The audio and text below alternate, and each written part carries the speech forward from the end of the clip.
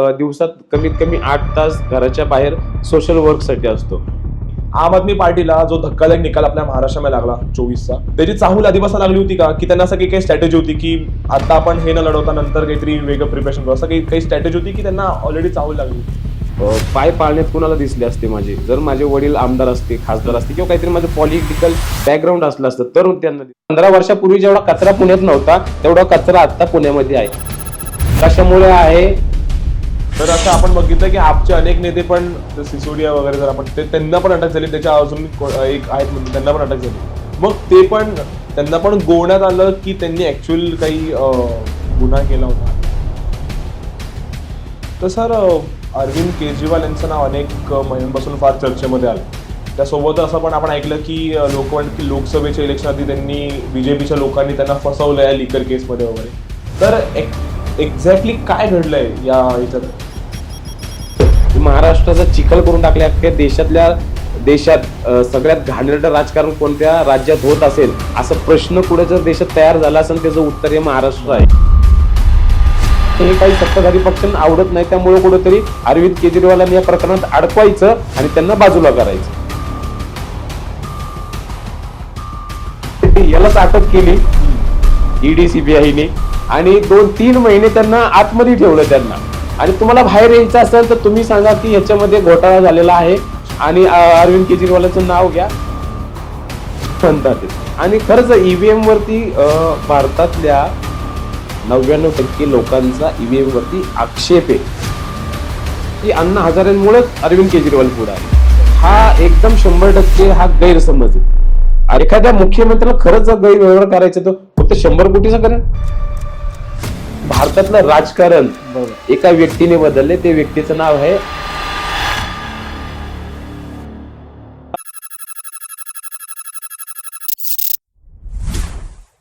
नमस्कार, welcome voice and vibe शोमध्ये मी अद्वैत देशपांडे तुमच्या सगळ्यांचं स्वागत करतो. आपण आजपर्यंत अनेक पॉडकास्ट पाहिलेत.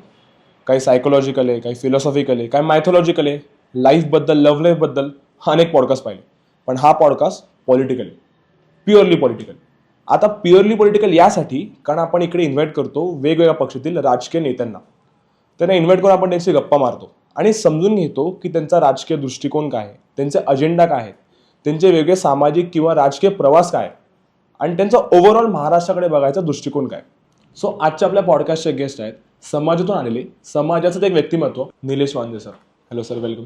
सरांबद्दल जर बोलायचं झालं तर सर गेले 3 वर्ष आम आदमी पार्टीमध्ये सक्रिय आहेत. तसेच सर आम आदमी पार्टी पुणे शहराचे उपाध्यक्ष आहेत. निर्मला सीतारामन यांचा सप्टेंबर 2023 मध्ये जो ताफा आम आदमीकडनं रोखला गेला होता तो सरांच्याच नेतृत्वाखाली केला गेला होता. तसंच सरांचं ग्राउंड लेवलला खूप काम आहे पुणे महानगरातच, पण जास्त करून वारजे, शिवणे, उत्तम नगर आणि खडकवासला मतदारसंघ. Sir welcome to podcast. तर सर, तुम्हाला हा पॉडकास्ट कसा वाटतं, म्हणजे पॉलिटिकल पॉडकास्ट तुम्ही कधी याच्या आधी ऐकलंय का? पॉलिटिकल ॲक्च्युली पॉडकास्ट बऱ्याच लोकांनी आजकाल ट्रॅव्हलिंगवरती पॉडकास्ट करतात किंवा बाकीच्या कथानकांवरती पॉडकास्ट करतात. पण पॉलिटिकल पॉडकास्ट थोडंसं जसं जसं इलेक्शनचं वारं वाहतं तसा तो पॉलिटिकल. आत्ता विधानसभेचे इलेक्शन झाले, त्यात बऱ्याच लोकांचं पॉडकास्ट होतं किंवा मुलाखती होत्या. पण पॉडकास्ट हा शब्द मुलाखती होत्या तिथे. एक पॉडकास्ट एक वेगळंच. Yes sir. So basically voice and vibe show आपण टिपिकली पॉलिटिकल यासाठी केलं की जेणेकरून तुमचे अजेंडा काय आहेत किंवा तुमचं जे विजन काय आहे, तुमच्या मतदारसंघाकडे बघायचं किंवा तुमच्या प्रभागाकडे बघायचं, हे आपण आता जाणून घेतो. तर सर, मला सगळ्यात पहिले तुमच्या एक राजकीय प्रवासाकडनं सुरुवात करायची आहे. तर मला पहिला प्रश्न सर की जसं की प्रत्येक गोष्टीला एक पार्श्वभूमी असते, तसंच तुमच्या एक सामाजिक कार्यालय असंच एखादी पार्श्वभूमी असेल, तर तुमची ही सामाजिक कामाची किंवा राजकीय कामाची सुरुवात कुठून झाली? खरं तर पाहायला गेलं तर जेव्हा मी माझ्या शालेय जीवनामध्ये होतो तर त्यावेळेसच म्हणजे ज्या काही चुकीच्या गोष्टी होत होत्या त्याच्याबद्दल मला खूप संताप ॲक्च्युली व्हायचा आणि ह्याबद्दल काहीतरी करायला पाहिजे. मग त्यावेळेसच जे माझ्या लेवलला शक्य होतं, म्हणजे बाबा कुठे काय बाबा चुकीचं घडत असेल तर तिथं मी इंटरफेअर करायचो. असं नका करू, तसं नका करू, हे व्हायला पाहिजे, ते व्हायला पाहिजे. या गोष्टी म्हणजे शालेय जीवनापासूनच मी कुठेतरी करत आलेलो आहे. आणि कुठेतरी आपण या देशाचे नागरिक आहोत. आपण जो टॅक्स देतो, म्हणजे टॅक्सची ही संकल्पना माझ्या खूप लहानपणापासून मी पाहिलेली आहे जवळनं, की आपण टॅक्स देत असतो त्याच्या बदल्यात काहीतरी आपल्याला मिळायला पाहिजे. आणि जो सामान्य नागरिकाचा हक्क आहे त्याची जाणीव मला खूप अगोदरपासून झाली. म्हणजे तुम्हाला माहिती नसेल, 2000 साली जेव्हा लोकमत पेपर चालू झाला तेव्हा मी पुणे शहरात राहिला होतो आणि मी लोकमत पेपर म्हणजे विकायचो. मी 50 पैशाला एक लोकमतचा पेपर मिळायचा आणि तो 1 रुपयाला मी विकायचो. 2000 साली मी दिवसाला फक्त 10 पेपर विकायचो. 5 पेपर विकून त्याच्यात माझं शाळा वगैरे सर्व व्हायचं. तेव्हापासून जे माझं वाचन चालू झालं ते अजूनपर्यंत मी दररोज अर्धा तास 1 तास पेपर वाचत असतो. त्यामुळे ह्या सगळ्या गोष्टी.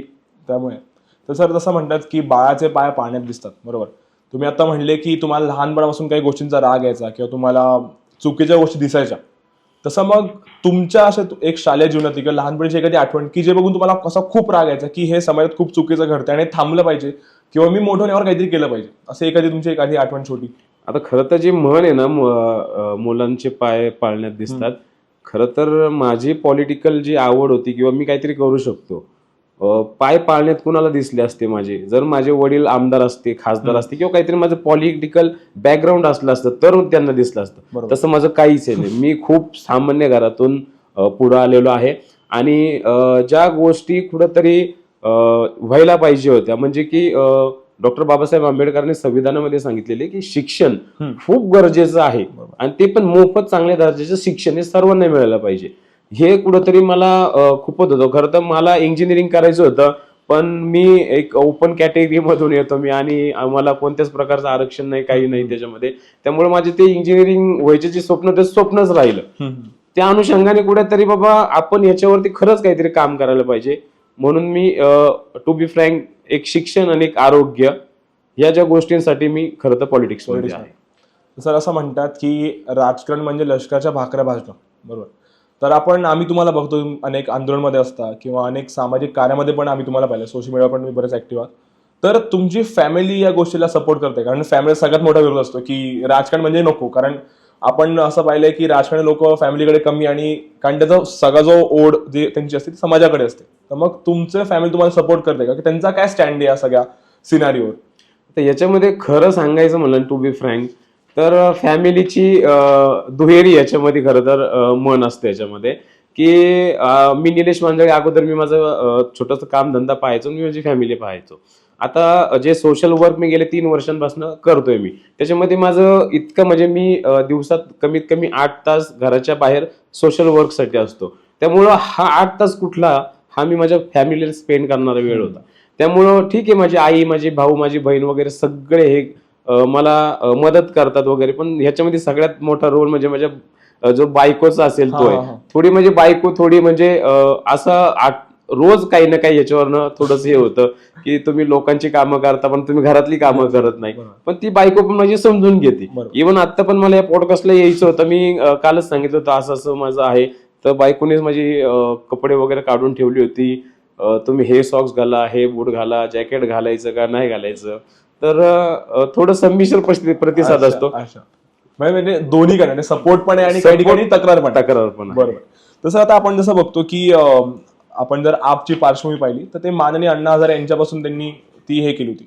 पण आता असं मला वाटतं की कुठे ना कुठे अण्णा हजारेंची आयडिओलॉजी किंवा अण्णा हजारेंना आपने बाजूला टाकलंय का, किंवा त्यांना थोडं साईड कॉर्नर करून ते आप मेन स्ट्रीम मध्ये आलंय का?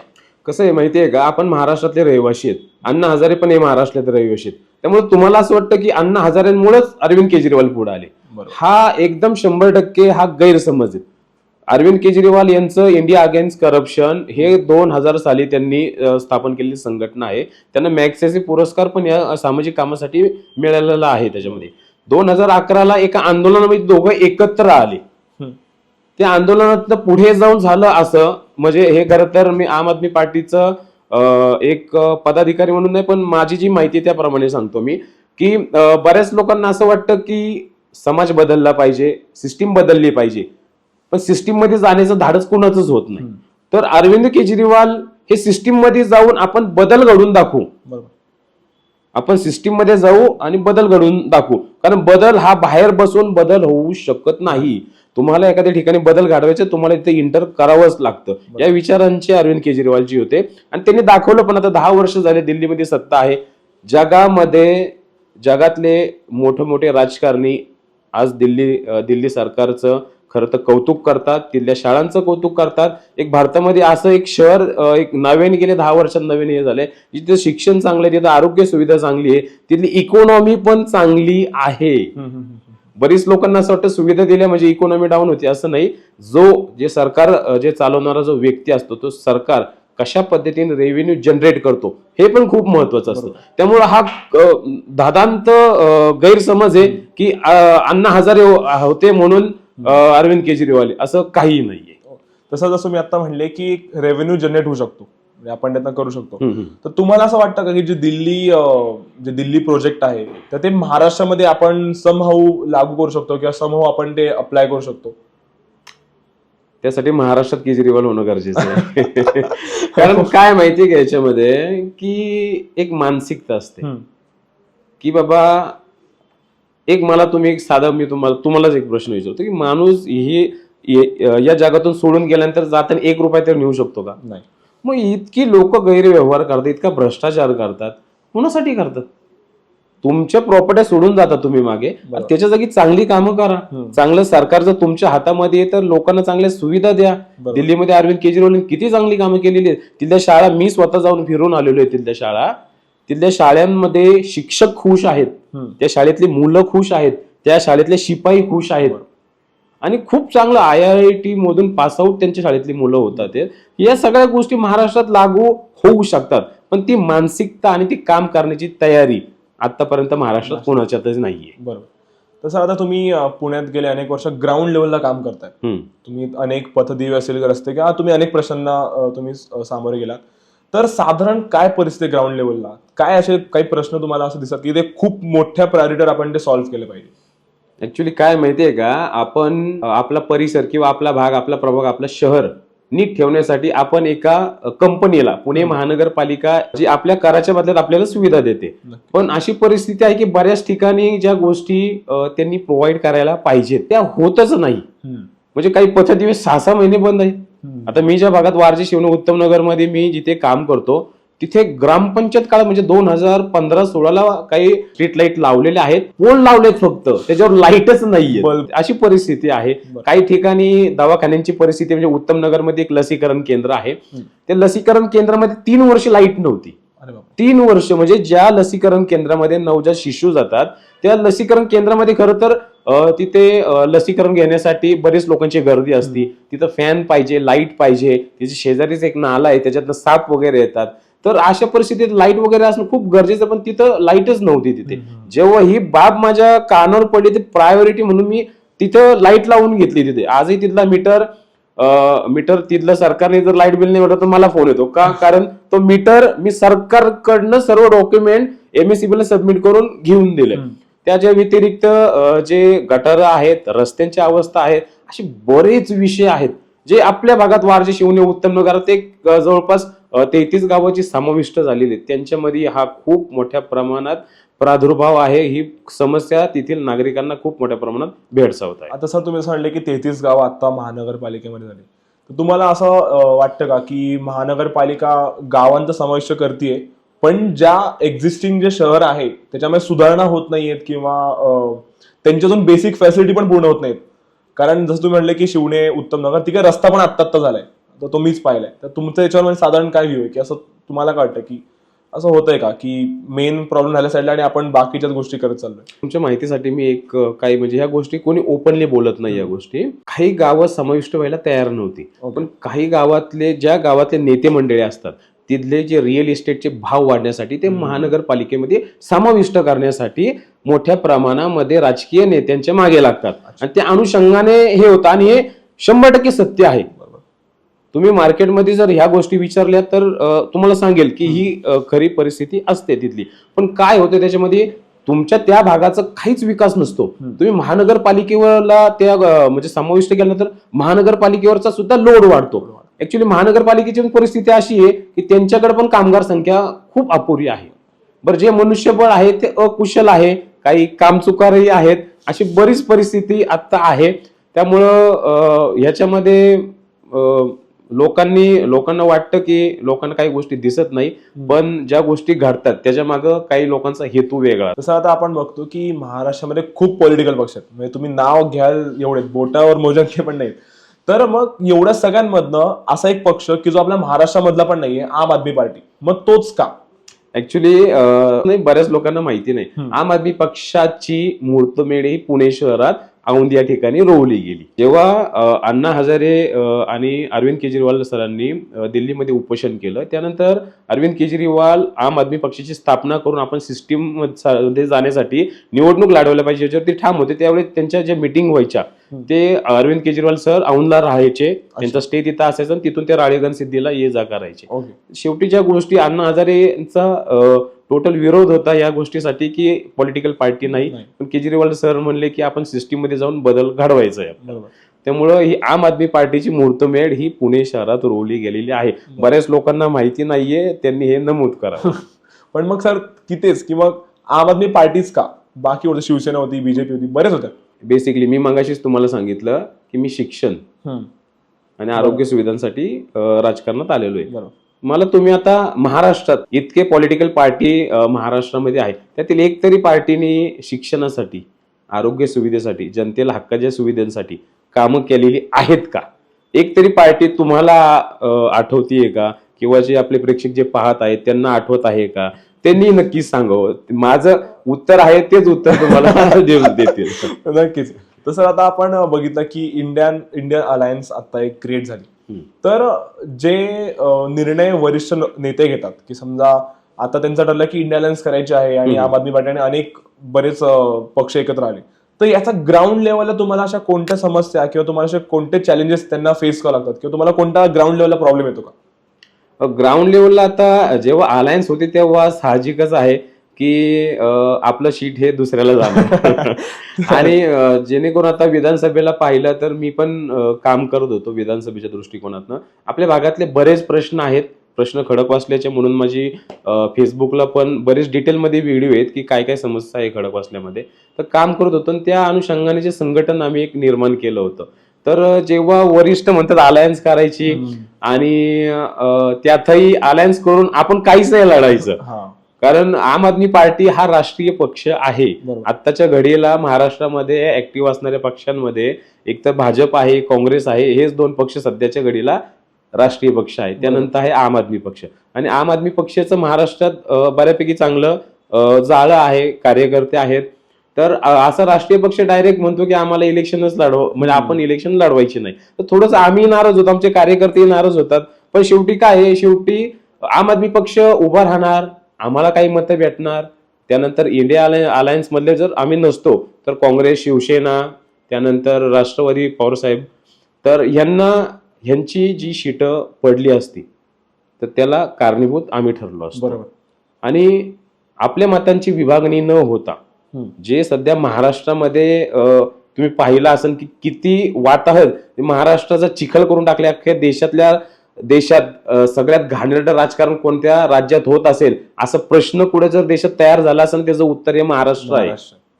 तर ह्याचं कुठंतरी आम्हाला एक अद्दल शिकवायची होती. आपली मतं न फुटू देताना ठीक आहे, आम्हाला काहीच नको, आम्ही इंडिया अलायन्स म्हणून आम्ही काम करणार. इमानदारीने ग्राउंड लेवलला आम आदमी पक्षाने लोकसभेलाही मोठ्या प्रमाणात काम केलं, विधानसभेलाही मोठ्या प्रमाणात काम केलं. फक्त मतांची विभाजन न होण्यासाठी आम्ही जे पक्ष नेतृत्वाने आम्हाला जे सांगितलं ते आम्ही फॉलो केलं. आणि शेवटी काय, आमच्यापेक्षा जास्त पावसाळी त्यांनी पाहिल्यात, आमच्यापेक्षा वरिष्ठ लोक आहेत, ते नक्कीच जे विचार करतील ते आमच्या भले हिताचा नसेल पण महाराष्ट्रातल्या जनतेच्या हिताचा नक्कीच तो विचार करतो. बरोबर. आता तुम्ही म्हणले की आम आदमी पार्टीने मतविभाजन न होण्यासाठी हे केलं, तर आता अनेक असे फेसबुक पोस्ट किंवा आपण न्यूजमध्ये वगैरे पण पाहिलं की आम आदमी पार्टी महाराष्ट्र इलेक्शन लढवणार नाही. हे तुमच्यासाठी पण धक्कादायक होतं आणि जनतेसाठी पण होतं जे आम आदमी पार्टीला सपोर्ट करतात. तर मग तिकडनं असं काही पोस्ट किंवा तिकडनं असं काही क्रिटिसिझम ऐकायला आलं की आम आदमी पार्टीला जो धक्कादायक निकाल आपल्या महाराष्ट्रामध्ये लागला 24चा, त्याची चाहूल आधीपासून लागली होती का, की त्यांना असं काही स्ट्रॅटेजी होती की आता आपण हे न लढवता नंतर काहीतरी वेगळं प्रिपरेशन करू, असं काही स्ट्रॅटेजी होती की त्यांना ऑलरेडी चाहूल लागली होती? खरं तर महाराष्ट्रातली आहे ना 99% जनता, त्या सर्व जनतेला माहिती आहे सध्याचं जे वातावरण होतं विधानसभा 2024चं सर्व महायुतीच्या अगेन्स्ट होतं. एक तर हे महाराष्ट्रातला जे दोन महत्वाचे पक्ष फोडले, त्याच्यानंतर जी वाढलेली महागाई होती, मराठा समाज आरक्षण प्रश्न होता, ओबीसी आरक्षण प्रश्न होता, धनगर आरक्षण प्रश्न होता, आरटीआयच्या मुलांचे जे शिक्षणाचे प्रश्न होते, असे बरेच मुद्दे हे सर्व महायुतीच्या अगेन्स्ट होते. त्यामुळे त्यांनाही माहिती नव्हतं की आपले इतकं नशीब फळफळेल आणि एवढ्या मोठ्या मताधिक्याने. खरंच म्हणजे काय, मी मतमोजणीला पण त्या दिवशी आतमध्ये होतो, सत्ताधारी महायुतीच्या लोकांना वाटले नव्हतं की आपलं एवढं मतदान पडेल आपल्याला. आणि त्यामुळं एक प्रिडिक्शन जे होते ते सगळे अगेन्स्ट महायुतीच्या होत्या. हा नक्कीच धक्कादायक निकाल आहे आमच्यासाठी, कारण की कधी वाटलंही नव्हतं की जे ओपिनियन पोल्स वगैरे होते त्याच्यामध्येही पुढे ते पुढे नव्हते, ते अचानक एवढे पुढे गेले. काय झालं, कसं झालं, खूप अवघड आहे. आता सर तसं मी म्हणले की धक्कादायक निकाल तर होता, आणि यानंतर जसं राष्ट्रवादी पवार साहेबांची असेल किंवा शिवसेना ठाकरे गट आणि काँग्रेस वगैरे यांचं नुकसान झालं, नक्कीच झालं. त्यांचे रिसोर्सेस, त्यांचे बरेच आमदार पण पडले. तसं आम आदमीने उभे न करता पण त्यांचं काही ना काहीतरी नुकसान झालं असेलच. तर मग आता याच्यातनं मग कसं ते कमबॅक करणार, किंवा त्यांचं काही फ्युचर त्याबद्दल प्लॅनिंग आहे, त्यांचं काही आहे का, याच्यावर रेमेडी आपण अशी काढू शकतो असं काही? नाही, आता ह्याच्यामध्ये बघा, आम आदमी पक्ष बघा, प्रत्येक जे लोकसभा इलेक्शनचे मुद्दे वेगळे असतात, विधानसभेचे मुद्दे वेगळे असतात आणि महानगरपालिकेचे मुद्दे वेगळे असतात. तर महानगरपालिकेच्या दृष्टिकोनातून गेले 3 वर्ष झाले आमची आम आदमी पक्ष मोठ्या प्रमाणात पुणे शहरात काम करते. मग नदी सुधार प्रकल्प असो जो येरवड्यामध्ये चालू झालेला आहे, त्याच्या व्यतिरिक्त जे पाणी टंचाईचा विषय असो, खड्ड्यांचे विषय असो, टॅक्सचा विषय असो, आरोग्य व्यवस्था जी कोलमडलेली आहे पुणे शहरामध्ये, याच्यावरती मोठ्या प्रमाणात काम आम आदमी पक्षाने केलेलं आहे. त्यामुळं इथे याच्या अगोदर जरी काय झालेलं असलं तरी येणाऱ्या इलेक्शनला नक्कीच आम आदमी पक्ष पुणे महानगरपालिकेमध्ये चांगली कामगिरी करेल. तर सर, अरविंद केजरीवाल यांचं नाव अनेक महिन्यांपासून फार चर्चेमध्ये आले. तर ते आले लिकर या केस संदर्भात. त्यासोबत असं पण आपण ऐकलं की लोक म्हणतात की लोकसभेच्या इलेक्शन आधी त्यांनी बीजेपीच्या लोकांनी त्यांना फसवलं या लिकर केसमध्ये वगैरे. तर एक्झॅक्टली काय घडलंय याच्यात, की लोकांना वेगळं वाटतंय, ते इनोसंट आहेत, काय म्हणतात गिल्टी, तर एक्झॅक्टली काय घडलंय? ऍक्च्युली याच्यामध्ये जो दिल्लीचा लिकर कथित लिकर घोटाळा जे म्हणतात त्याच्यात, याच्या अगोदर ज्यांचं सरकार होतं दिल्लीमध्ये ते लोक टेंडर काढायचे लिकर विकण्याचा परवाना देण्याचं जे हे करायचं. ओके, तर त्याच्यातनं जी अमाऊंट भेटायची त्याच्यापेक्षा जास्त अमाऊंट भेटण्यासाठी एक मध्य धोरण दिल्ली सरकारने ठरवलं की रेव्हेन्यू पण आपल्याला जनरेट करायचे आहे त्याच्यामध्ये. तर त्याच्यामध्ये जे नवीन टेंडर दिले गेले, आता ते देताना एक शरदचंद्र रेड्डी म्हणून एक अरविंद फार्माचे मालक आहेत, बिझनेसमॅन आहेत ते हैदराबादचे.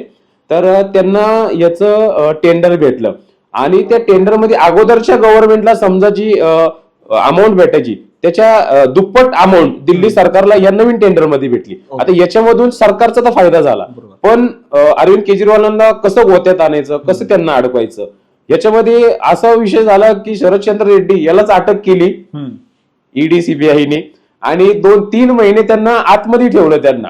आणि तुम्हाला बाहेर यायचं असेल तर तुम्ही सांगा की ह्याच्यामध्ये घोटाळा झालेला आहे आणि अरविंद केजरीवालांचं नाव घ्या. आणि ह्या सगळ्या गोष्टी मी सांगतोय असं नाहीये, तुम्ही युट्यूबला जावा, मी जी नावं घेतली त्यांच्या नावाने तुम्ही सर्च करा, खरं काय आहे काय नाही ते तुमच्या लक्षात येईल. त्याच्यामध्ये सरकारी ईडी सीबीआयचा वापर आपल्या देशामध्ये कशा पद्धतीने चाललाय सर्वजण पाहतात.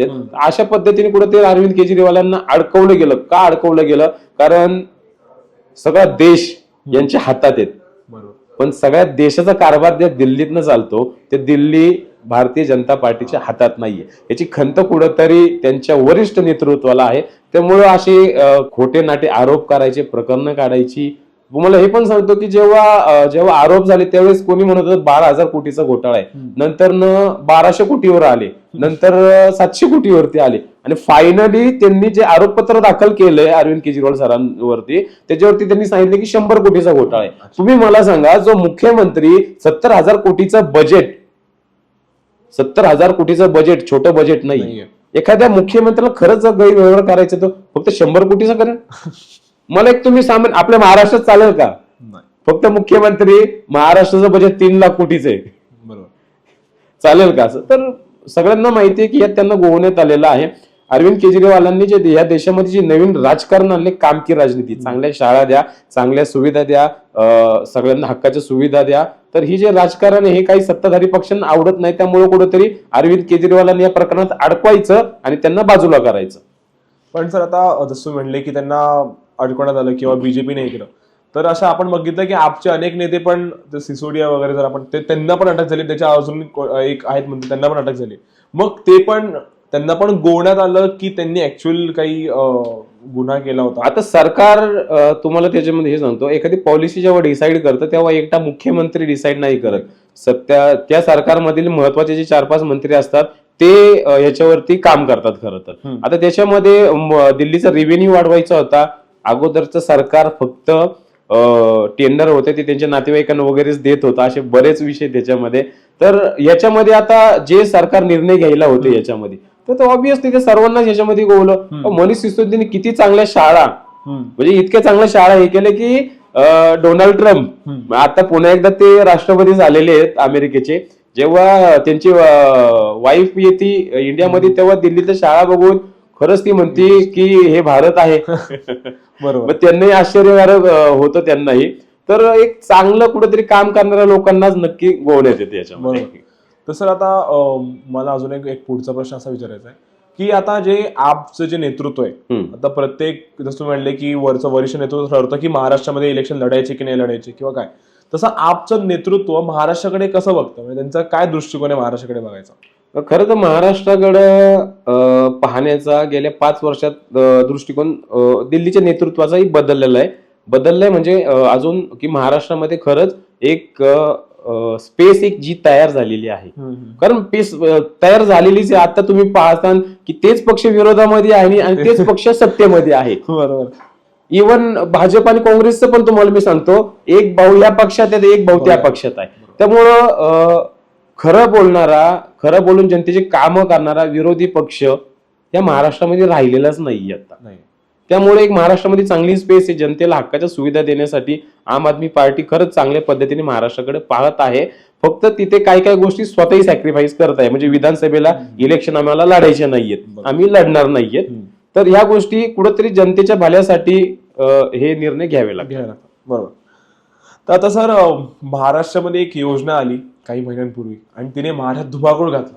म्हणजे असं काही लोकांचं, राजकीय विश्लेषकांचं म्हणणं आहे की त्या एका योजनेमुळे इलेक्शन जे महायुती जी होती ती 200 पार चालली गेली. ती योजना म्हणजे लाडकी बहीण योजना.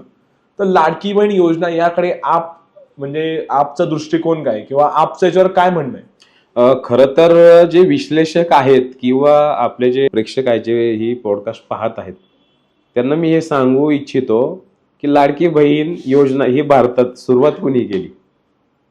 एकदा गुगल करा तुम्ही. याची सुरुवातच अरविंद केजरीवाल सर यांनी केली. 1,000 रुपये महिन्याला लाडक्या बहिणींना देतात. हे देऊन सुद्धा त्यांच्या सरकारवरचं कर्ज वाढलेलं नाहीये. भारतातलं एकमेव राज्य दिल्ली असं आहे जे सरप्लस मध्ये आहे. अच्छा. फायद्यातलं सरकार दिल्लीमध्ये आहे. अगोदरच्या शीला दीक्षित गव्हर्नमेंटने जे कर्ज त्यांच्या डोक्यावर ठेवलं होतं त्यातलं 99% त्यांनी कर्ज ते नील केलेलं आहे. तर लाडकी बहीण योजना चांगली आहे. लाडकी बहीणच काय, लाडका भाचा पण असायला पाहिजे. मुलांना चांगल्या शिक्षण वगैरे द्यायला पाहिजेत. लाडके वडील, लाडकी आई पण पाहिजे. त्यांना चांगले मोफत दवाखाने द्यायला पाहिजेत. लाडक्या बहिणींसाठी मोफत बस सुद्धा द्यायला पाहिजे. दिल्लीत ज्या गोष्टी मी तुम्हाला मगाशी म्हणलो की भारतातलं राजकारण एका व्यक्तीने बदलले. ते व्यक्तीचं नाव आहे अरविंद केजरीवाल. बरोबर. तर सर आता मला तुम्हाला अजून एक पुढचा प्रश्न विचारायचा आहे की तुम्ही म्हणता की स्थानिक नेते म्हणतात की आम्ही विकास केला, तर त्यांनी खरंच विकास केलाय का? किंवा तुमच्या म्हणण्यानुसार विकास म्हणजे काय? विकास म्हणजे बरीच लोकांना असं वाटतं की मोठमोठ्या बिल्डिंग झाल्या, रस्ते चकाचक झाले, त्याला सुशोभीकरण केलं, त्याला I love Warje, I love Pune, I love Kothrud, I love Khadakwasla, I love Chandni Chowk असं लावलं म्हणजे त्या भागाचा विकास होतो असं नाहीये.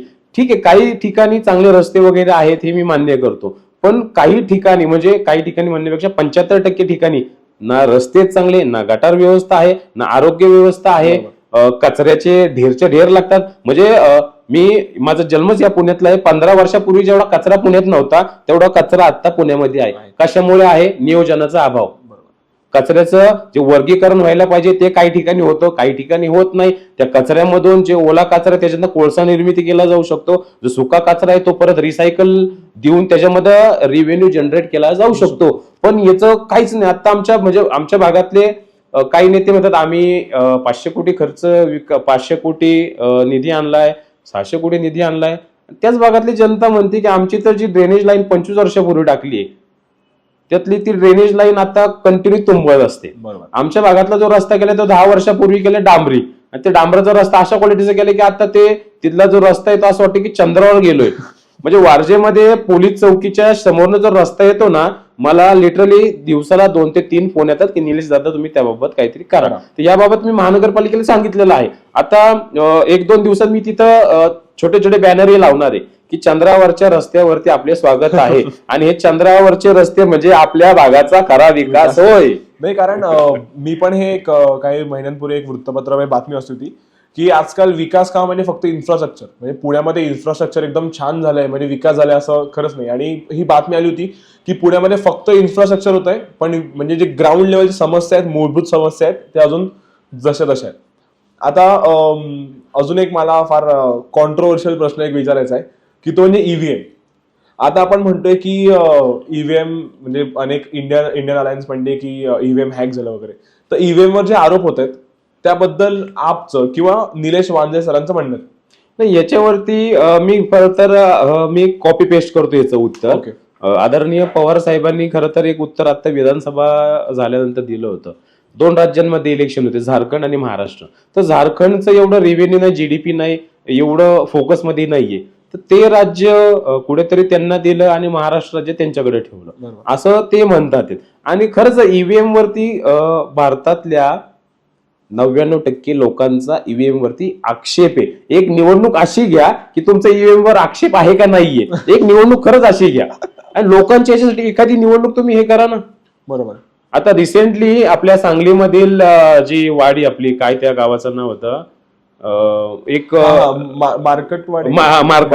मार्केटवाडी, त्या गावातील ग्रामस्थ म्हणले की आम्ही आमच्या खर्चाने आम्ही बॅलेट पेपरवरती एक हे करतो परत इलेक्शन म्हणजे निवडणूक प्रक्रिया पार पाडतो. ठीक आहे, तुम्ही त्याचं काउंट करा नका करू काय नाही, पण आम्हालाही पाहायचंय की आमच्या गावात भारतीय जनता पार्टीला एवढं मतदान कसं काय झालं. बरोबर. एक ते झालं असतं तर दूध का दूध आणि पाणी का पाणी झालं असतं. पण त्याच्यावर पण प्रशासनाने आक्षेप घेतला. का घेतला? कारण कुठेतरी आपण उघडं पडू शकतो, याच्यामुळेच आक्षेप त्यावरती घेतला गेला. पण सर आता जेव्हा ईव्हीएम वर आरोप झाले तेव्हा सुप्रीम कोर्टाने एक स्टेटमेंट पण दिलं की जेव्हा एखादी समजा पॉलिटिकल ए पार्टी आणि बी पार्टी, जेव्हा ए पार्टी जिंकते तेव्हा बी पार्टीला काही प्रॉब्लेम नसतो, ए पार्टीला काही नसतो इश्यू. पण जेव्हा ते हारतात तेव्हाच ते ईव्हीएम वर आरोप करतात, असं सुप्रीम कोर्टाचा एक जजचं स्टेटमेंट होतं. मला म्हणजे मी या देशाचा नागरिक आहे आणि या देशातील पंतप्रधानांनाही मी काही सूचना करू शकतो. या देशाचा इमानदार टॅक्स पेयर आहे मी. तर माझं सुप्रीम कोर्टाच्या न्यायाधीशांना सुद्धा हेच माझी खरं तर मागणी आहे, माझी ही सूचना आहे की एकदा बॅलेट पेपरवरती इलेक्शन घ्यावी, कोणती तरी इलेक्शन तुम्ही बॅलेट पेपरवरती घ्यावी. म्हणजे खरंच लोकांमध्ये जे संभ्रम आहेत ते तरी म्हणजे आम्ही चुकीचं असो तर आमची बाबा जे गैरसमज ते दूर होतील आणि जर आम्ही बरोबर असेल तर ते ईव्हीएमचं तरी काहीतरी एकदा होऊन जाईल. बरोबर. तसं तुम्ही म्हणले की ईव्हीएम वर तुम्ही म्हणले की ईव्हीएम काहीतरी ईव्हीएम आणि इश्यू आहे. बरोबर. आता काही लोकांचा आरोप आहे की ईव्हीएम हॅक केली जाऊ शकते. आता आपण बघतो की आपचं दिल्ली आणि पंजाबमध्ये सरकार आलंय, तर मग त्यावेळेस सुद्धा ईव्हीएमनी मतदान झालं आपलं दिल्ली आणि पंजाबमध्ये. मग त्यावेळेस आपण हॅकिंग थांबवण्यात कसं यशस्वी ठरलो की जेणेकरून तिकडे आपची निवडणूक एवढी छान मताने आपचे उमेदवार निवडून आले किंवा त्यावेळेस ईव्हीएम वर आरोप झाले नाही. ऍक्च्युली काय असतं, ऍज पर माय नॉलेज कोणत्या ठिकाणी गडबड करायची काय नाही, त्या भागातली परिस्थिती बघून केली जाते. असं नाहीये की त्या भागात अरे इथं तर बीजेपीचं कोणीच नाहीये, 100 सीट आहेत आणि इथं कोणीच नाही, धडक केली 90 सीट. असं काही चुकीच्या गोष्टी ज्या करायच्या असतात त्या रीतसर काही करायच्या असतात. त्यामुळे तिथलं वातावरण एकदा पाहिलं गेलं जातं त्याच्यामध्ये आणि त्यानुसारच होतात.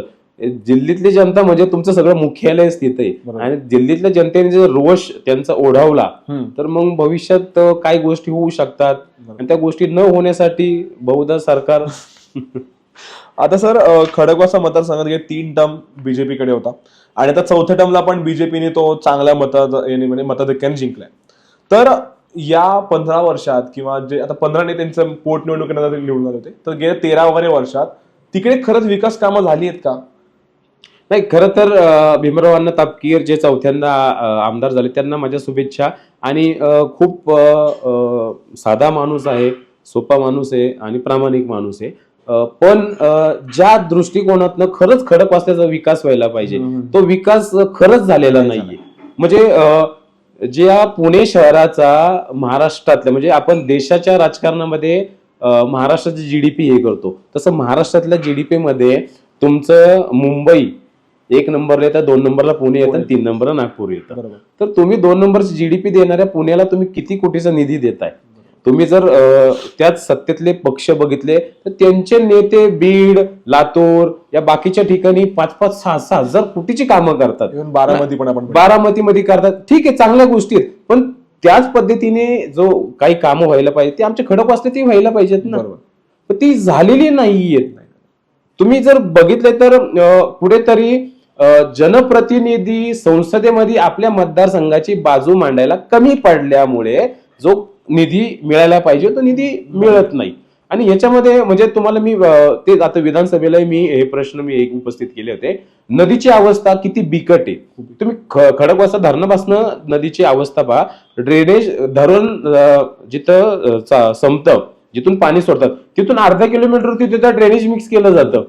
काय तिथली अवस्था आहे? ट्रॅफिकची अवस्था नरे बघा, आंबेगाव बघा, कात्रज बघा, वारजे बघा, शिवने, उत्तम नगर, सिंहगड रोड या ठिकाणी काय ट्रॅफिकची अवस्था आहे. हे काम कुणाचं आहे? इथली आरोग्य व्यवस्था, इथं जे दवाखाने होणार आहेत काय होणार आहेत याच्यामध्ये महाराष्ट्र सरकारने ससूनच्या धर्तीवर चांगला दवाखाना करायला पाहिजे ना. आणि असे बरेच विषय आहेत. आपल्या भागातील ग्रामीण भागात जे रोजगाराचा प्रश्न आहे तिथे सरकारी योजना आहेत. आपले मुद्रा लोन आहेत. मराठा समाजासाठी अण्णासाहेब पाटील महामंडळ आहे. ऑदर समाजासाठी त्याच्यामध्ये अण्णाभाऊ साठे महामंडळ आहेत. आणि बरेच असे कर्ज योजना आहेत जिथे लोक आपला म्हणजे तरुण जे बेरोजगार आहेत आपला काहीतरी व्यवसाय करून हे करू शकतात. पण आपले जनप्रतिनिधी ह्या योजना त्यांच्यापर्यंत का घेऊन जात नाही हा एक प्रश्नच आहे. आता समजा सर जसं म्हणले की खडकवासला मतदारसंघात बरेच प्रॉब्लेम्स आहेत किंवा आपले जनप्रतिनिधी ते लोकांपर्यंत पोहोचण्यात असक्षम ठरले. तर जर उद्या निलेश वांजे विधानसभेवर निवडून गेले तर मग आता हेच प्रश्न तेव्हा पण राहतीलच. तर मग त्यांच्याकडे तुम्ही कसं सोडवा? जसं तुम्ही म्हणले की नदीच्या अर्धा किलोमीटर नंतर ड्रेनेज आहे आणि ती नदी फार घाण झाली, तर मग त्याच्याकडे तुम्ही ते कसं सॉल्व्ह कराल? नाही, इव्हन आता बघा विधानसभा आताच 1 महिनाभरापूर्वी झालेली आहे. आता पुढची विधानसभा जवळपास 4 वर्ष 11 महिन्यानंतर येणार आहे. आता त्याच्या अगोदर माझी महानगरपालिकेची इलेक्शन आहे आणि मी त्यात 100% पार्टिसिपेट होणार आहे त्याच्यामध्ये. तर जी कामं मी खडकवासला विधानसभेसाठी करणार होतो ती कामं मी नगरसेवक झाल्यानंतर माझ्या भागात मी करू शकतो. इव्हन माझ्या भागातून मोठ्या प्रमाणात नदी जाते तर ते नदीला जे ड्रेनेज लाईन डायरेक्ट कनेक्ट आहेत तर त्याच्यासाठी सेपरेट लाईन घेणं, जे गटारांची म्हणजे तिथं जी समस्या आहे ती सोडवणं, जे रस्ते बारीक आहेत ते काही म्हणजे जर काही अतिक्रमण असेल तर ते काढून मोठे करणं हा खूप क्रुशल. अतिक्रमण हा विषय जेव्हा येतो खूप लोक क्रुशल येतात. म्हणजे या स्टेटमेंटमुळे मला काही लोक मतदान सुद्धा करणार नाहीत हे मी आत्ताच तुम्हाला सांगतो. पण मला जर जनतेने निवडून दिलं तर मी जनतेसाठी 100% कामं करणार. गेले 3 वर्ष झाले मी इमानदारीने कामं करतोय. माझ्या भागातील सर्व जनतेने ते पाहिलेलं आहे. 1 रुपया मी कुणाकडनं घेतलेला आहे असा आरोप एक व्यक्ती कोणी करू शकत नाही. बरोबर. तर सर आता जसं तुम्ही म्हणले की तुम्ही आता महानगरपालिकेची निवडणूक आल्या की तुम्ही ते अनेक प्रश्न सोडवणार आहात. तर खूप प्रश्न आहेत, म्हणजे असंख्य प्रश्न आहेत आपल्या भागात. पण तुमचा सगळ्यात प्रायोरिटीवरचा प्रश्न कोणता? माझ्या भागातला प्रायोरिटीवरचा खरं तर 2 प्रश्न आहेत. माझ्या प्रायोरिटी म्हणजे ऍक्च्युली खूप आहेत आमच्या भागात. ऍक्च्युली आता माझा जो भाग आहे वारजे, शिवने, उत्तम नगर, तर त्यातला वारजे रामनगर या भागातलं साधारणतः मतदान 35,000 मतदान आहे. तो महानगरपालिकेत 1997 साली समाविष्ट झाला होता तो. आणि बाकीचा शिवने, उत्तम नगर जो आहे तो आता 2016-17 तो समाविष्ट झालाय. आता शिवने, उत्तम नगर मध्ये मोठ्या प्रमाणात सुविधांचा अभाव आहे. तर तिथे खरं तर जे समाविष्ट गावांना त्यावेळेसच्या महापौर मुक्ताताई टिळक तर त्यांनी 50 कोटीचा निधी मंजूर केला होता. पण तो त्यावेळेस निधी आला नाही. ज्या गोष्टी तुम्ही समाविष्ट केल्यानंतर शहराच्या लेवलला तुम्ही समाविष्ट गावांना घेऊन यायला पाहिजे, तर तोही गोष्टी झालेल्या नाही, ते पूर्णपणे दुर्लक्षित झालेले आहे याच्यामध्ये. तर असे एक ड्रेनेजचा प्रश्न माझ्या भागातला एक ड्रेनेजचा प्रश्न आहे आणि वाहतूक कोंडी खूप मोठा प्रश्न आहे. तर त्या गोष्टी कुठेतरी मी करण्याचा प्रयत्न करतो. तर सर तुम्ही म्हणले की तुमच्याकडे असे काही प्रश्नांची लिस्ट आहे की मला हे हे हे सोडवायचे आहेत, तर तुमच्याकडे असा काही विकास आराखडा तुम्ही तयार केलाय का? की आता समजा निवडणुकांमध्ये आपण बरेच पक्ष एक त्यांचा आराखडा टाकतात, तर तुमच्याकडे असा काही विकासाचा आराखडा आहे का? म्हणजे थोडक्यात तुम्ही ब्लू प्रिंट म्हणता? हा, ब्लू प्रिंट. जसं मनसेने त्यांची ब्लू प्रिंट दिली होती, तसं तुमच्याकडे काही आहे का डोक्यात की हे प्रश्न मी अशा प्रकारे सॉल्व्ह करू शकतो? आमच्या भागामध्ये ज्या ॲम्युनिटी स्पेस आहेत त्या स्पेसेसवरती उद्यानं मी उभी करू शकतो, त्या स्पेसेसवरती मी शाळा उभ्या करू शकतो, त्या स्पेसेसवरती मी क्रीडांगणं उभी करू शकतो, त्या स्पेसेसवरती मी फायर ब्रिगेड स्टेशन तिथं मी करू शकतो. तर या सगळ्या गोष्टी मी करू शकतो कारण ॲम्युनिटी स्पेस आहेत आमच्या इथे आणि ह्या सगळ्या गोष्टी शक्य आहेत. आता ब्लू प्रिंट, आता मी काही बोलणार याच्यामध्ये आणि तेच माझे जे विरोधक आहेत ते ह्यातलं बऱ्याच गोष्टी कॉपी करून नक्कीच याच्या पुढे वापरणार. ठीक आहे, हरकत नाही, वापरा, पण लोकांना माहिती की कोण काम करू शकतो, कोण काम करणार नाही. तर माझ्या भागात काही शाळांचे प्रश्न आहेत, ज्या शाळांच्या सरकारी शाळांच्या ज्या तुकड्या असतात तर त्या तुकड्या डिव्हिजन्स असतात. काही शाळांच्या 8 होत्या, त्या आता 4 झालेल्या आहेत. तर त्या परत मला 8 वरनं खरं तर 12 न्यायच्यात मला. तुम्ही सरकारी शाळा चांगल्या करायच्या. आमच्या भागात काही दवाखान्यांचा खूप मोठ्या प्रमाणात गंभीर प्रश्न आहे खरं तर आमच्या भागामध्ये. तर ते दवाखान्यांचं जे प्रश्न आहे ते थोडा मला मार्गी लावायचा आहे. प्रशासन म्हणतं आम्ही या गोष्टी पुरवतो, त्या गोष्टी पुरवतो, पण साधं कुत्रं चावल्यानं त्याची जी लस नाही हो, इतकं वाईट वाटतं. आता दिवाळीच्याच दुसऱ्या दिवशी आमच्या भागात, मी ज्या भागात मी काम करतो, तर त्या भागात एक कुत्रं जवळपास 20 ते 25 जणांना चावलं. माझ्या समोर ते 10 जणांना चावलं. त्याच्यावर माझ्या फेसबुकला त्याची व्हिडिओ येते. ते बाबा कुत्रं, बाबा शेवटी पिसाळलेलं कुत्रं महानगरपालिकेची गाडी आणून पकडून ते जेर बंद करून नेलं. पण त्याच्यानंतरचा उपचार म्हणजे इतका भयानक होता. मी प्रशासनाला विचारलं की आपल्या भागाचं जवळचं सरकारी दवाखान्यात लस आहे का, प्रथमोपचार आहे का, काहीच नाही. सुतार दवाखाना कोथरूड या ठिकाणी मला त्या सगळ्या लोकांना पाठवायला लागलं. मग ते रेबीची इंजेक्शन खासगीत गेलात तर 2-2, 3-3 हजार रुपये तिथे द्यायला लागतात. सामान्य नागरिकांनी एवढे पैसे द्यायचे कुठून आणि आणायचे कुठून? तर एक दवाखाना आणि एक शाळा, हे 2 मुद्दे माझ्या भागातले महत्वाचे आहेत आणि नक्कीच मी त्याच्याबद्दल माझ्या डोक्यात त्याची ब्लू प्रिंट आहे आणि नक्कीच मी त्यावरती काम करेन. सर, तुम्ही आता म्हणले की प्रशासन कुठे ना कुठेतरी लॅग करतंय काही गोष्टी, काही कामं करायला किंवा त्यांचे अंमलबजावणी करायला. तर माझा एक असा प्रश्न आहे की खरंच सरकारी जे अधिकारी असतात ते खरंच काम करतात का? आता याच्यामध्ये जसे सामान्य नागरिक आहेत ना, माझ्याकडे तक्रारी घेऊन येतात ना, त्याचे सरकारी अधिकारी सुद्धा माझ्याकडे तक्रारी त्यांच्या घेऊन येतात. म्हणजे हे तुम्हाला अतिशयोक्ती वाटेल, पण तक्रारी कशाच्या असतात? मी त्यांना एखादं काम सांगणार, असं असं हे करा, असं प्रॉब्लेम आहे, ते मला सरळ सांगतात, निलेश दादा आमच्याकडे खरंच लोक नाहीयेत, तुम्ही आमच्या वरिष्ठांशी बोला आणि 2-3 लोक आम्हाला अरेंज करून द्या. तर प्रशासनामध्ये 99% खूप चांगले अधिकारी आहेत. फक्त काही राजकीय नेत्यांमुळे त्यांना काही चुकीचे निर्णय घेणं भाग पडतं. पण काही लोक खूप चांगली आहेत, त्यांना काही गोष्टींची कमतरता आहेत, म्हणजे लोकांची कमतरता आहेत. आमच्या भागामध्ये म्हणजे जे तुम्ही पहा, जे टॉयलेट वगैरे क्लीन करतात त्या लोकांकडे हँड ग्लोव्ज नसतात, कधी गनबूट नसतात, अशा बऱ्याच गोष्टी नसतात त्यांच्याकडे. तर प्रशासकीय लोकांना काही लोक मुद्दामून करतात, हा आम आदमी पक्षाचं काम करतो, याला याचं काम करायचं नाही असंही त्याच्यामध्ये चालतं. काही लोक अशी असतात आणि काही लोक अशी म्हणतात हा इमानदारीने ग्राउंडवरती काम करतो, याचं काम करायला पाहिजे. पण त्यांच्याकडे पण मनुष्यबळ नसतं, कधी निधी नसतो. आता मी इथे येण्याच्या अगोदर आमच्या भागामध्ये जी डुकरं असतात वराह, तर त्यांचं खूप सुळसुळत झालेलं. मला आमच्या भागातील ग्रामस्थ महिना झाले फॉलोअप घेतात. तर तिथं नियोजन लावलं, तिथे ते डुकरं वगैरे वाढले, ते पकडून नेण्याचं काम कुठं तर चालू आहे. पण त्याचं मुळात कारण का डुकरं वाढले, तिथे एक चेंबर फुटलाय. तो चेंबरचं रिपेअरिंग करायला महानगरपालिका क्षेत्रीय कार्यालयाकडे निधी नाहीये, त्यामुळे तिथं डुकरं वाढलेली. असं होतं कधी. आता त्यांच्याकडे नाईलाज असतो, पण काही लोक करतात, काही लोक जाणून बुजून करतही नाही. तुम्ही सर आता मुद्दा काढला पुणे महानगरपालिकेचा. आता आपली विधानसभा तर त्यांनी नाही लढवली, पण मग पुणे महानगरपालिका लढवेलच याची काय गॅरंटी आहे तुमच्याकडे? आता म्हणजे आमचे वरिष्ठ कालच 2 दिवस झाले दिल्लीला होते की बाबा आम आदमी पक्ष, पुण्यातल्या लोकांना खूप होप्स आहेत आम आदमी पक्षांकडनं. कारण 2014ला तुम्ही बघितलं तर बारामती लोकसभा जे निवडणूक झाली त्याच्यामध्ये खडकवासला हा एक बारामतीचा पार्ट आहे. त्याच्यामध्ये त्यावेळेस जेव्हा या भागातली मतदान साधारणतः 2,75,000 होतं, त्यावेळी साधारणतः 17 ते 18,000 मतदान खडकवासल्यामधून झालं होतं. त्याच अनुषंगाने मी आता या विधानसभेला पार्टिसिपेट होण्याचा प्रयत्न करत होतो. तर आता विषय असा आहे की महानगरपालिका लढायच्याच आहेत, कारण तुमची सुरुवातच महानगरपालिकेमधून होती आणि महानगरपालिकेला कोणत्याही प्रकारची अलायन्स नसती. जे लोक निवडून येतात ते निवडून आल्यानंतर अलायन्स करतात. त्यामुळे आम आदमी पार्टी नक्कीच पुणे महानगरपालिका लढवणार. तसं आता महानगरपालिका झाली तर ग्राउंड लेवल तुम्ही बरेच कामं करता, तुमचे बरेच कामं आम्ही ते युट्यूबवर पण बघतो किंवा तुमच्या फेसबुकवर पण बघतो आणि तुम्हाला त्यावेळेस अनेक अनुभव पण येतात, चांगले वाईट सगळेच. तो असा एखादा भयानक अनुभव तुम्हाला आलाय का की जो तुम्हाला आम्हाला शेअर करावं वाटतं? भयानक म्हणजे बरेच अनुभव आलेत. काही ऍक्सिडेंट आहे, काही मी बॉडी अशी पोत्यामध्ये उचलून दिलेले आहेत, काहींचे ते हातपाय असे फ्रॅक्चर झालेले आहेत, त्यांना दवाखान्यात हे करा. फक्त याच्यामध्ये सगळ्यात भयानक म्हणजे आमच्या शिवनेमध्ये एक दांगड वस्ती म्हणून भाग आहे, तिथे सहानी नावाचं एक कुटुंबीय राहतं. त्यांच्या मुलाची क्रिकेट खेळण्यावरनं भांडण झाली. सहानी हे मूळचे उत्तर भारतीय आहेत, पण गेली 20-25 वर्ष झाली आपल्याच भागात राहतात. तर त्यांच्या मुलाची काहीतरी भांडण झाली. तो मुलगा घरी न येता एका दुसऱ्या ठिकाणी पळून गेला. त्याचे मित्र जे होते 7-8 ते त्याचेच गाववाले होते, त्यांचे आडनाव सहानी होतं.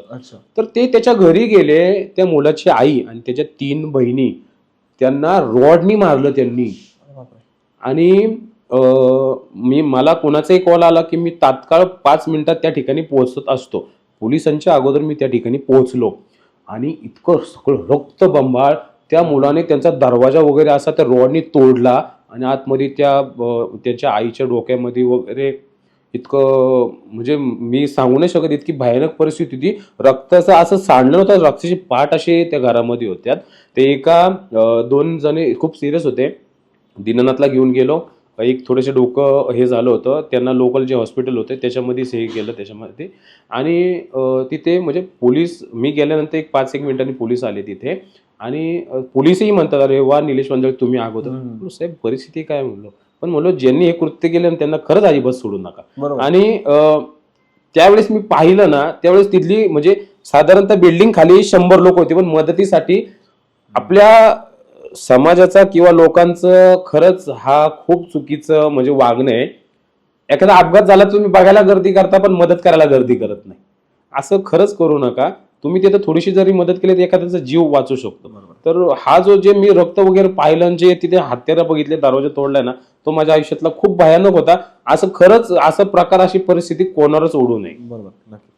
तर आता आपण येणार आहोत एकदम आपल्या शेवटच्या राऊंडकडे. तो आहे रॅपिड फायर. हा आपल्या पॉडकास्टचा एकदम सर म्हणतो ना आपण की असं एक की सेक्टर आहे आपला, किंवा म्हणू शकतो की आपण आपला एक इम्पॉर्टंट सेगमेंट आहे आपला आणि आपली स्पेशालिटी आहे की आपण एक रॅपिड फायर राऊंड घेतो, ज्यामध्ये मी तुम्हाला काही क्वेश्चन्स करेल आणि ऑप्शन्स देईल किंवा मी फक्त क्वेश्चन तुम्हाला जे डोक्यात येईल नाव तुम्ही ते सांगू शकता. ठीक आहे?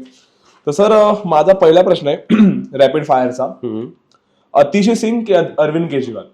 ऑब्व्हियसली अरविंद केजरीवाल. अरविंद केजरीवाल. अजून सर दुसरं, आता एक नाव देईल मी आणि त्या नावाला कोणता राजकारणी एकदम सुटेबल तुम्ही सांगा मला. तिखट राजकारणी. संजय सिंग, खासदार आपचे.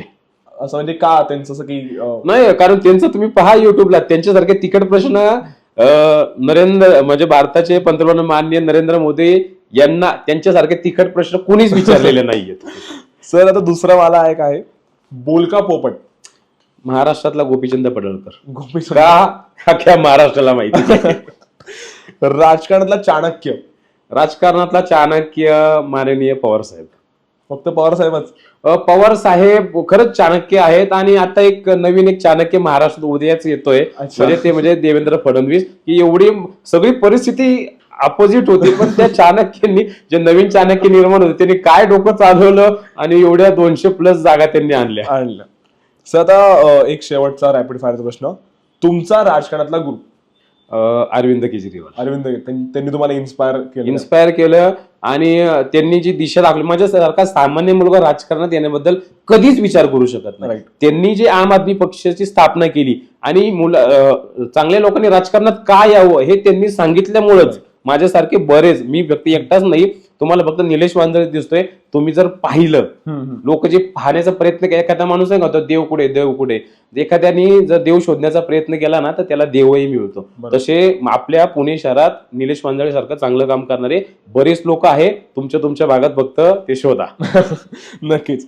So thank you so much sir, तुम्ही एवढा वेळ करून आले.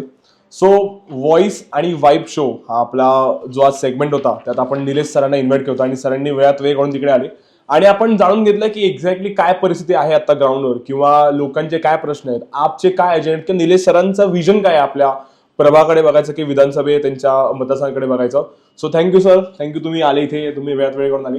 आणि थँक्यू सो मच. जर तुम्ही इथपर्यंत व्हिडिओ पाहिला असेल नक्की लाईक करा, शेअर करा, सबस्क्राईब करा आणि व्हॉइस आणि वाईबचे पुढचे शो नक्की बघा.